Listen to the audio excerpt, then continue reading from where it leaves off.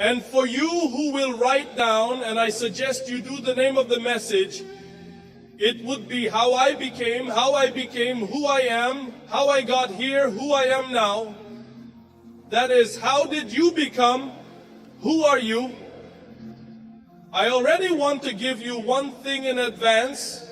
You didn't choose most of the things that built you. You were built. It doesn't matter if today you are well. It doesn't matter if today you are living the best days or the worst days of your life. A construction was made with or without your consent, consciously or unconsciously. And that construction, during the days you were living in this life, formed who you are today, formed what you represent today, good or bad. Be you happy, or you're sad. We are the fruit of some impositions, of some consequences. We are the fruit of some experiences. There are many things that you can go through with advice. For example, you can give advice to someone, but most things in life we learn by living, and experience is not transferable. Experience is not transferable. So as experience is not transferable, the advice is, can I give advice to someone now? The experience is not.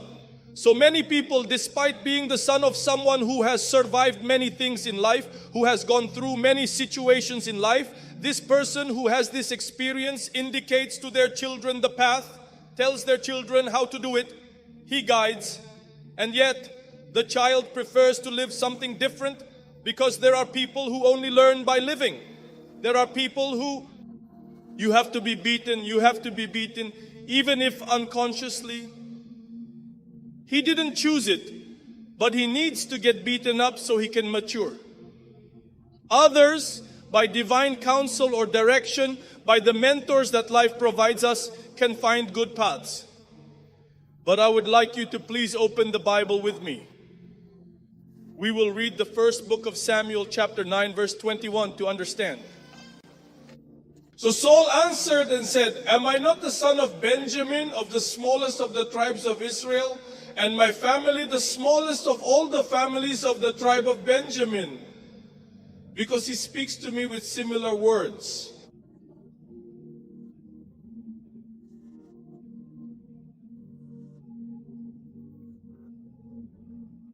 The prophet Samuel is the greatest prophet of Israel. At that moment, he finds Saul, still a young man, looking for his father's donkeys. He was a simple young man looking for his father's donkeys that had been lost. Samuel finds Saul and releases a very strong, very powerful word on his life, a word that would make him king over Israel. Remember that Israel had no king. Until then, Saul was receiving firsthand the privilege of being the first king of God's nation on earth, of the chosen people on earth. And when Samuel delivers this message to him, delivers this word to him, he reacts in the following way, saying the following, who am I, if I am the son of the smallest tribe? From Israel, and within this smallest tribe of Israel, my family is the best family, the smallest of the smallest tribe of Israel. How did you get to me? Much like Gideon's questioning when he was also called by the Lord to battle against the Amalekites. And he says, who am I? I am the youngest in my father's house. I am from the poorest tribe in Israel. Everyone has their own excuse when God calls us to something. Each has his own reasons for not presenting himself approved before the Lord. Now remember this pure young man here. The Bible said there was no one more handsome than him from the shoulders up in all Israel. This young worker here who was not at Bobeira's house, he was working for his father, looking for donkeys. That's the same soul. who will rebel against the Lord, who will close his heart against God, who will consult fortune teller, necromancer of every kind of lover. That's the same Saul he didn't want.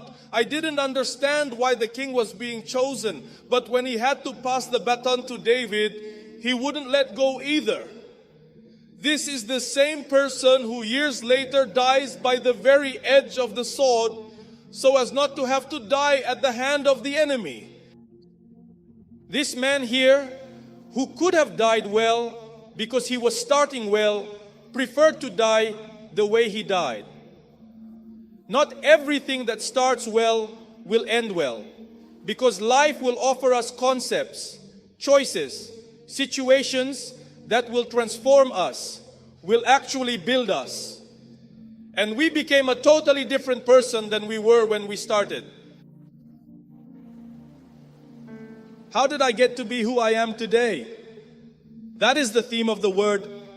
How did you get to be who you are now? I've wanted to give you some news from the beginning. What you are today is not the same as what you will be 5 years from now, because there is one. Construction is infinite.